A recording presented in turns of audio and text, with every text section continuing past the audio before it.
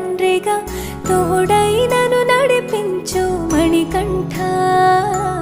కష్టాలే తరిమినా కన్నీరే ముంచిన నీవే నాకు దిక్కు కదా అయ్యప్ప.